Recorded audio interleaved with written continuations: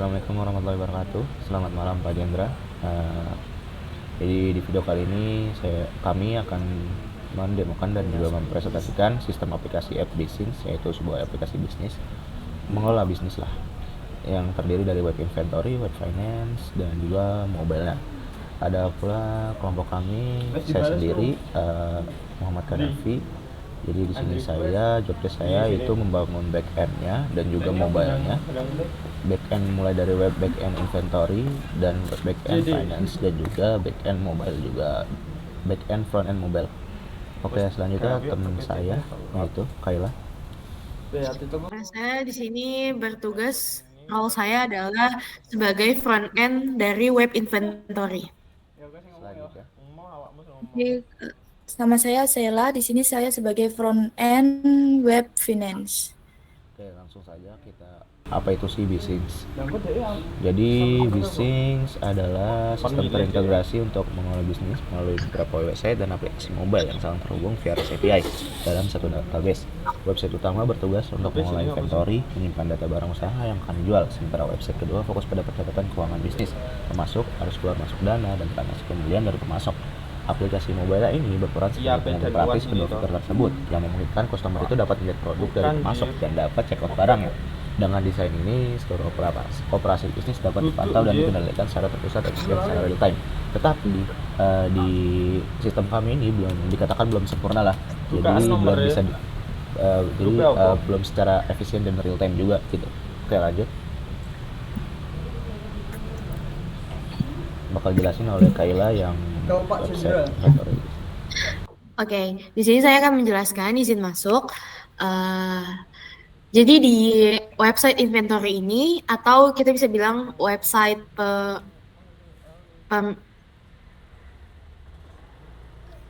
website penyimpanan barang, Iya, benar. loginnya. Jadi di sini kita ada banyak fitur di website kita. Pertama itu udah pasti kita ada login.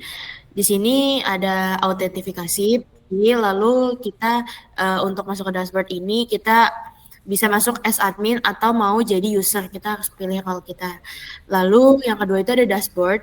Yang udah pasti di sini dashboard itu memuat total stok barang hampir habis, grafik pergerakan stok selama 30 hari. Lalu nantinya pun ada notifikasi yang akan dikirimkan kepada user ataupun admin untuk mengenai stok di bawah minimum, barang kadaluarsa atau expired, lalu ada manajemen barang juga. Lalu di dashboard ini juga kita bisa menambahkan barang, di mana pada fitur tambah barang ini kita harus input nama, kategori, pemasok, harga beli atau jual, lalu ada stok awalnya juga. Lalu kita juga bisa mengedit, dan yang mengedit ini hanya bisa dilakukan oleh si admin. Di mana admin ini bisa menghapus data histori dari barang-barang yang sudah ada di dalam web ini. Lalu yang ketiga itu ada manajemen kategori pemasok, di mana di sini ada CRUD kategori. Lalu ada CRUD pemasok yang memuat nama, kontak, dan alamat, penyesuaian stok. Lalu ada stok masuknya, pembelian dari pemasok. Dan ini terintegrasi dengan website finance kita.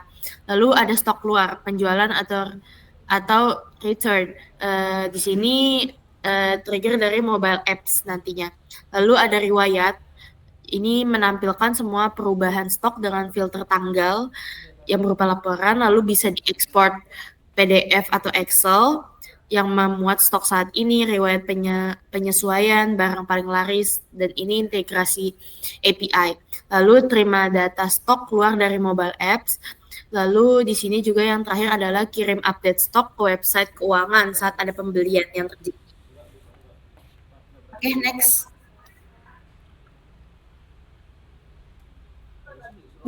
Oke, di sini kemudian ada flow website finance, yaitu yang pertama juga melalui login, input email dan password, kemudian validasi role-nya admin atau staff. Terus kemudian setelah login nanti akan muncul dashboard tampilan base copy ini dari total pemasukan, total pengeluaran, piutang, terus utang ke pemasok berapa, kemudian ada tabel transaksi dan tombol tambah transaksi lihat laporan. Kemudian yang ketiga ada manajemen transaksi. Yang pertama itu daftar transaksi, yaitu filter berdasarkan jenis. Nanti bisa pilih income, expense, sell. Terus kemudian ada di tabelnya nanti ada tanggal, deskripsi. Itu nanti bisa pilih customer, pemasok, total, dan status. Terus kemudian ada CRUD juga. Terus kemudian ada tambah transaksi, yaitu dengan input forum dengan field jenis transaksinya apa, terus pelanggan atau pemasok, terus kemudian deskripsinya, terus juga total nominal, terus metode pembayaran, jatuh tempo, upload bukti, terus kemudian ada detail transaksi yaitu berisi tampilan info transaksi lengkap, daftar pembayaran atau cicilan, terus nanti bisa menambahkan daftar pembayaran, tambah pembayaran. Terus kemudian ada manajemen pelanggan yaitu Subhalama memiliki daftar pelanggan yaitu ada tabel nama, kontak, limit kredit, total piutang, terus kemudian bisa CRUD, lihat detail, edit, terus kemudian tambah pelanggan dengan forum input nama, kontak, alamat, dan limit kreditnya. Terus kemudian bisa melihat detail pelanggan juga, info lengkap pelanggan, riwayat transaksi, dan grafik riwayat pembayaran. Terus yang terakhir ada manajemen pemasok, yaitu mirip dengan pelanggan, namun ini fokus pada utang ke pemasoknya. Jadi kami utang ke pemasoknya berapa gitu. Terus alur penggunaan aplikasi atau webnya itu contohnya yaitu mencatat penjualan kredit, yaitu yang pertama staff finance, buka tambah transaksi, lalu pilih jenis sale, kemudian yang kedua pilih customer dan dari drop down, terus ketiga isi detail dari deskripsi penjualan barang ke customer A, terus totalnya misal 5 juta, terus metodenya kredit dan jatuh temponya 30 hari. Kemudian yang keempat simpan, yaitu transaksi muncul di daftar dengan status unpaid. Nanti statusnya otomatis gitu. Kemudian ada flowchart yang dijelaskan Kak Davi. Oke, lanjut. Jadi ini adalah ketiga flowchart. Pertama itu ada customer, di mana customer ini hanya berpegang di dalam mobile saja. Di mana di dalam mobile itu pertama mulai login, terus customer atau user lah bisa masukkan email dan password gitu. Terus diarahkan ke homepage yang dimana di dalam homepage itu terdapat list-list produk yang sudah ditambahkan oleh si admin inventory gitu. Terus bisa nambah keranjang, bisa nambahin keranjang dan mengcek outnya gitu. Terus yang kedua ada inventory admin. Jadi di sini inventory admin, si admin inventory ini bisa ngapain sih? Pertama mulai, terus login, masukkan email, password, terus homepage yang dimana isinya itu berisi beberapa informasi-informasi, ada berapa barang, terus ada berapa customer, ada berapa, jadi siapa aja yang mencekot barangnya gitu, jadi kelihatan gitu. Dan bisa menambah kategori, tambah supplier, tambah barang, dan konfirmasi request barang dari si customer sendiri. Terus yang kedua ada finance admin. Pertama mulai login, masukkan email dan password, terus diarahkan ke homepage. Di dalam homepage itu ada bisa memantau grafik keuangan, terus selanjutnya bisa CRUD transaksi, bisa CRUD customer, dan juga CRUD supplier. Oke, lanjut. Selanjutnya use case diagram inventory bisa dijelaskan oleh si Kayla sebagai pengembang web inventory.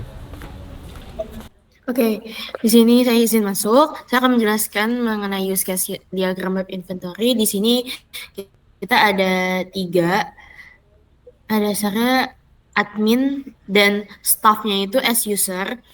Nah, adminnya di sini login mereka, lalu mereka butuh mereka bisa mengedit atau menonaktifkan barang, di mana mereka bisa menghapus barang yang sudah masuk.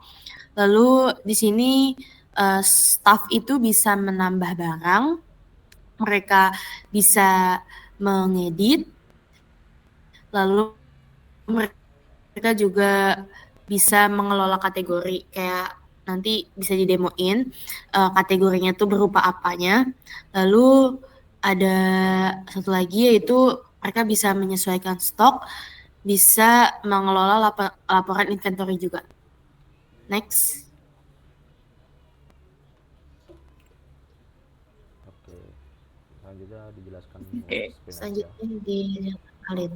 Oke, yang berikutnya ada use case diagram web finansial, yaitu di sini hanya terdapat admin, yaitu admin di sini dapat login, terus mengelola transaksi dari CRUD, tambah barang itu, terus deskripsinya, terus bisa akses CRUD manajemen pelanggan juga dan juga pemasok, sama seperti kedua ini sama ya.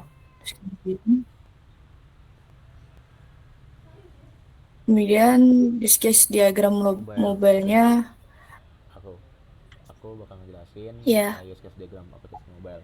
Jadi di sini use case mobile, jadi user itu sendiri hanya bisa login, lihat barang dan check out barang gitu. Oke, lanjut. Ya, ini ada flow up mobile-nya. Yang pertama user itu login, start gitu. Username password. Jika salah maka kembali ke login. Tapi di sini sistem kita belum sempurna juga. Registernya itu belum bisa gitu, entah mengapa. Terus lanjut ke, jadi hanya bisa login aja dari daftar dari website inventory, terus homepage diarahkan setelah user itu masuk bakal diarahin ke homepage, terus bisa menambah barang ke keranjang, terus juga bisa ngecek barang gitu. Oke, terus finish. 1 2 Lanjut. 1 2 3 Lanjut. wong sitoke Nah, ini website flow inventory bakal jelasin oleh Kayla. Pada dasarnya user flow web inventory ini hampir sama kayak mobile karena saling berintegrasi ya. Dimana usernya ini admin, mereka harus login. Pertama-tama mereka harus login, lalu mereka ngelola datanya, ngelola data barang, lalu input barang-barang yang akan masuk nantinya. Mereka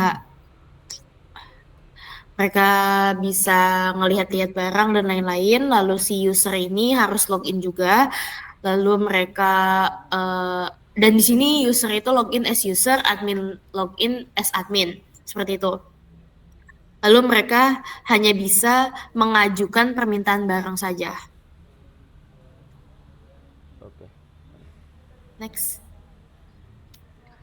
Nah, di sini kemudian ada user flow web finance-nya, yaitu adminnya login, kemudian masuk ke homepage, kemudian dapat memilih transaksi, pelanggan, atau pemasok, kemudian akan lanjut ke tampilan setiap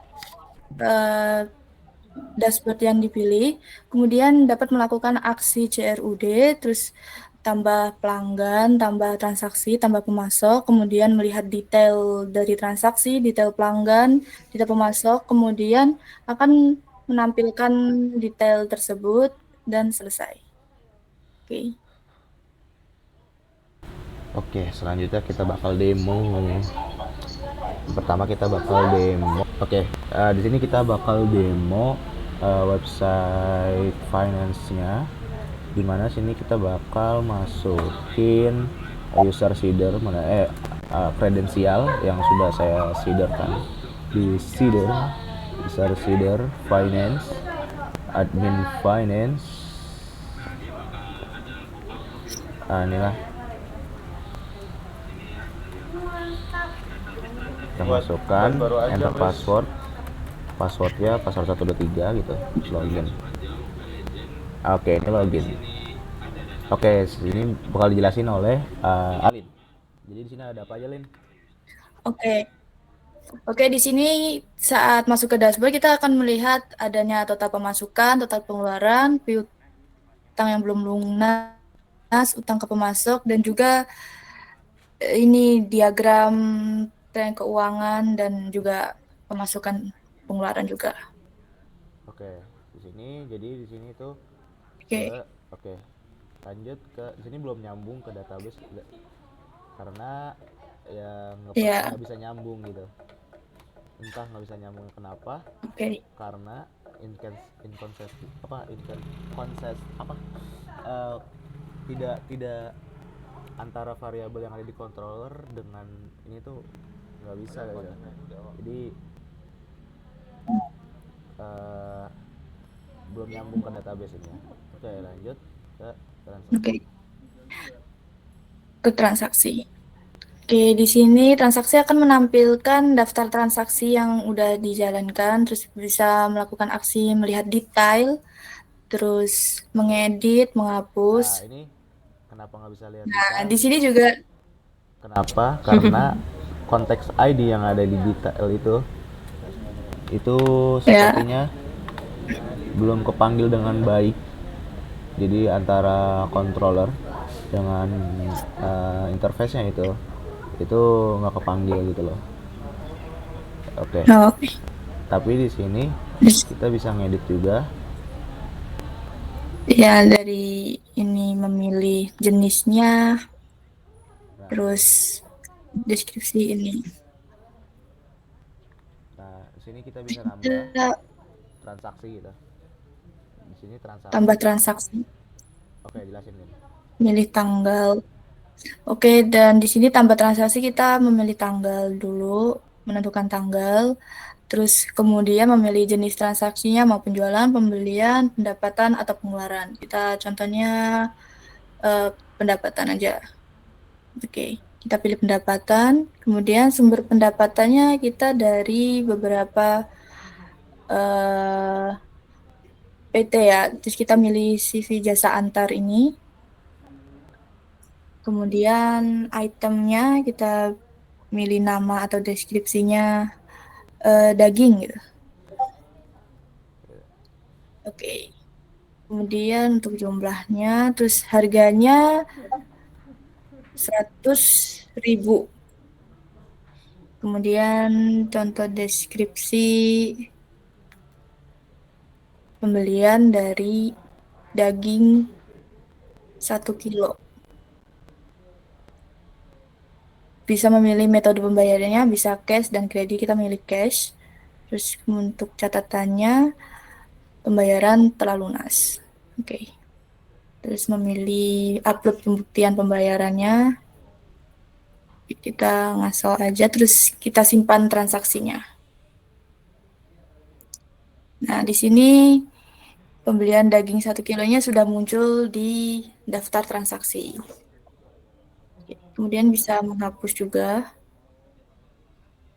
Nah, seperti itu. Terus kemudian ada pelanggan. Bentar. Ini bisa search juga. Oh ya, di sini bisa search, kita mau mencari apa yang mau dilihat. Sama lah, ini intinya sama gitu. Ya, sama. Oke, kemudian pelanggan. Di sini bisa nambah pelanggan. Nah, ini kenapa Tapi nggak muncul? Karena tadi inkonsistensinya antara controller dengan apa namanya tampilan itu nggak konsisten gitu pemanggilan variabelnya. Antara ada apa sensitive case. Jadi sensitive case ini nggak bisa antara C besar dengan C kecil itu ngaruhnya itu deh yang salah ya. Tapi saya udah nyoba-nyoba udah cari-cari itu udah ketemu gitu. Pas kita coba-coba pun juga ya ada gitu. Nah, ini juga. Oke. Terus Ini bisa tambah pelanggan, terus pemasok juga. Pemasok ini menampilkan tabelnya. Iya, hanya tabel saja karena Ya, ya belum koneksi database juga ini.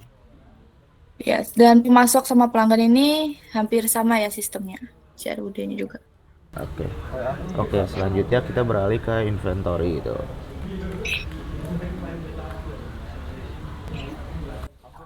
Sebentar. Oke, di sini saya akan menjelaskan mengenai website BizSense Inventory. Di mana di sini kita bisa masuk dulu, Dav. Masuk sebagai admin ya. Ya, sebagai admin aja dulu. admin@gmail. Kata sandinya password. Masuk sebagai admin. Nah, sini kita udah masuk sebagai admin ya.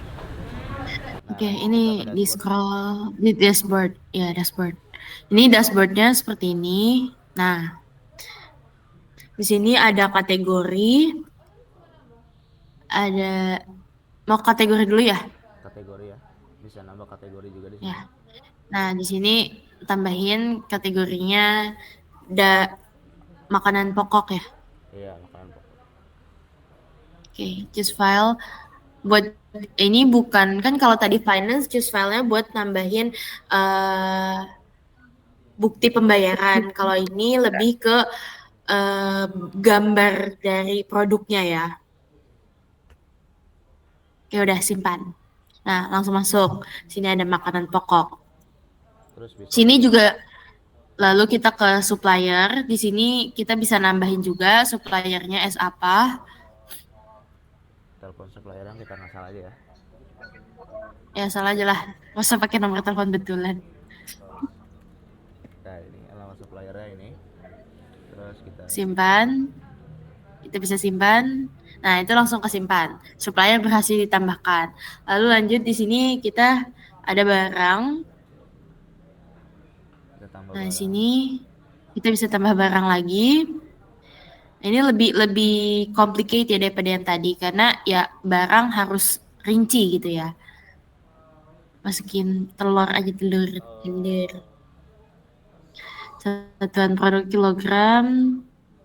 Aku nomor 1 sampai 3. Kategori protein ya. Telur itu protein. Protein. Ya, protein. Protein. Sampai 4 enggak apa-apa sih. Use file. Andri Nggak salah ya. 78 Nggak salah aja. Deskripsi produk. perkenalan. Oke, lanjut di sini kita masukin deskripsi produknya. Sumber makanan dari ayam. Dalam proyek kali ini kita akan menjelaskan Oke, kita bisa simpan. Nah, di sini langsung ada kan. Tadinya cuma daging wagyu A5 doang, sekarang udah ada telur. Terus bisa tambah Lanjut. barang lagi. Kita tambah barang lagi. Telur. Nah, sketch diagram kita tambahin Boleh. web post beras kali. Itu pertama adalah Iya nggak sih? Iya. Terus itu Satuan produknya. liter ya, liter. Iya benar-benar kilogram, benar kilogram. Liter dong. Oh liter aja. Oke. diakses oleh Oke. dan user. Tapi kilo juga bisa sih. Beras. Iya sih. Makanan pokok. Udah. Terus kita produknya. Just malah bebas. Oke, lalu kita masukin deskripsi produknya. Di mana beras adalah makanan pokok warga Indonesia. Chat bisa dilakukan oleh user, super admin, dan admin. Simpan. Untuk ACC UMKM Simpan. Dan di sini juga bisa edit juga ya. Kita bisa ngedit. hanya bisa dilakukan oleh user, dan chatbot bisa dilakukan oleh Saya mau user. hapus ini biar nggak kepanjangan deskripsinya gitu. Simpan aja. Nah, juga bisa. Penjelasan dari website Terus hapus barang juga bisa. Sini kita ngasal aja misalkan. membantu antara user dan UMKM Misal Dapi aja Dapi nama produknya. halo dan pemakainya. kilo ya. Ini kali ya. Karena nantinya UMKM akan menjadi dan Oh iya. di-apply oleh mahasiswa. Jadi nantinya pos UMKM Orang. itu adalah Mah. Parah cuy. UMKM dan Nah, ini bisa dihapus. UMKM menyediakan Hapus. Oke, ya tolong hapus. Oke, itu udah hapus. sekilas dari view Oke, selanjutnya dashboard kita ke pos UMKM. stok produk. Di mana? Lanjutin. Ya, di mana stok produk ini kita bisa menambah stok. Seperti telur ya, kita misalkan tambahin berapa ya? Ya, coba telur. Nah, kita bisa tambahin jumlahnya berapa. Langsung aja simpan. Berapa aja lah? Itu langsung berubah nantinya. 8. Simpan. Nah, di sini Oke. kita bisa lihat Lanjut permintaan barang. Nah, ini ternyata ada yang minta barang nih. Nah, Yaitu ini permintaan barang ini nanti datangnya itu dari user. Nah, share nanti saya akan jelaskan. Terus ini barang keluar yang udah dibeli. Ini tes pas tes. Terus permission. Ya, ini bisa dari produk. Terus Ini bisa dari permintaan kan. user, role. Nah, di sini ini kan bagian adminnya. Ya, Selanjutnya admin. kita bakal bagian namanya user. Kita daftar dulu. Kita masukkan misalkan Dapi atau siapapun itu atau Andri, emailnya andri123@gmail.com. Seleksinya itu umum, misalkan sandinya password, konfirmasi kata sandi, password, terus kita daftar. Nah, bisa save di sini. Jadi user itu hanya bisa meminta barang dan juga check out barang gitu. Permintaan barang di sini misalkan kita minta apa ya, lemari gitu. Inilah lemari gitu. Kuantitasnya 2 gitu. Satuannya Kilo. wih, Buah. buah ya. Simpan. Nah, nanti dia bakal muncul di dashboard admin gitu. Itu ada tampilan dari Terus juga di sini transaksi, bisa melakukan transaksi, di mana transaksi bisa dilakukan di dalam ini utama ini. dashboard. Nah, ini kenapa nggak muncul? Kayaknya lupa storage link nggak sih? Storage link antara database sama ini. Nah, ini bisa dilihat ini 5 unit, 12 unit, 8 unit gitu. Misalkan kita mau beli yang namanya telur gitu, misalkan telur gitu. Wih, kenapa nggak bisa ini? Logikanya salah ini. Tadi kan daftar, sekarang masuk Mana login. artikel itu dibagi Andri menjadi 123 ya tadi. tiga artikel, yaitu event, news, dan tips. Satu gitu. Ini Nah, admin ya. bisa membuat Wih. artikel. Nah, oke. Sini bisa melakukan password ya. Tambah keranjang. Nah, di sini bisa tuh. Bisa checkpoint juga. Lamaran ini Nggak apa-apa. ini adalah data dari mahasiswa. Oh, tadi login. Nah, ini login tadi, habis login terus bisa checkpoint barang. Total tunggu. 3 nih. Proyek tersebut, apakah proyek itu sudah selesai? Total misalkan 3. Nah, ini bakal berubah di sini gitu. Dimana kita bisa Ini kayak inkonsistensi gitu ya.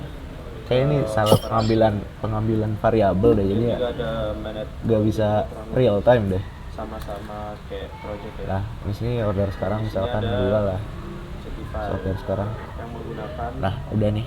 maaf, Langsung di sini berkurang ada dia. chat yang menggunakan certified messenger. Nah, di sini ada lagi. Ini real time ya. Nah, ini ada Menggunakan Laravel Pusher. karena ini nggak panggil karena apa namanya? Kemudian di sini Storage link kayaknya kepanggil tuh. Oke, mungkin sekarang kita lanjut ke mobile aja kali ya. Ya, ke mobile. Oke, jadi di sini kita akan demo mobile ya. Mobile kita demo di sini. Emailnya kita masukkan yang tadi kita daftarkan, yaitu Andri 123 gmail.com gitu. Terus password kita masuk. Nah, di sini berisi kayak tadi ada detail-detail produk yang sudah kita tambahkan, yaitu ada daging Oya 5, telur, protein, makan beras, makanan pokok, dan unitnya juga berkurang ya 5, yang tadi 12 ada 11. Nah, ini kenapa bisa error begini? Karena ini kayaknya pixelnya terlalu besar gitu loh. Nah, misalkan di sini kita mau nambahin telur lagi ya, nambahin telur. Nah, dia bakal masuk keranjang sini. Nah, sini telur ini bisa di check out gitu. Nah, check out berhasil. Kenapa nggak berkurang nih? Oke, tunggu. Coba daging Wagyu 5 kita kurangin ya. Tambah ke keranjang.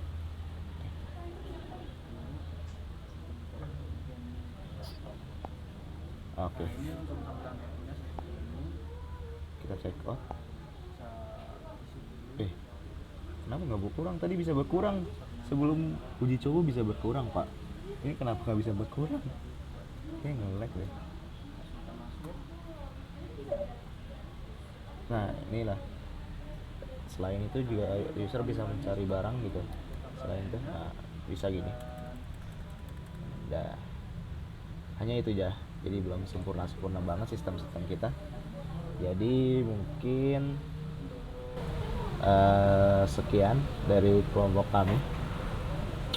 Kurang lebihnya mohon maaf karena kita masih belajar juga pak. Jadi masih ada sistem yang masih banyak bug. Dimana bug-bug itu ya seperti tadi, ada bug salah pemanggilan variabel mungkin ya. Terus juga ada create-nya itu, halaman create itu nggak muncul, mungkin karena ada salah satu variabel yang nggak kepanggil, tapi entah itu variabel apa, karena nggak muncul error itu variabel apa. Jadi mungkin sekian dari kelompok kami, kurang lebihnya mohon maaf. Assalamualaikum warahmatullahi wabarakatuh.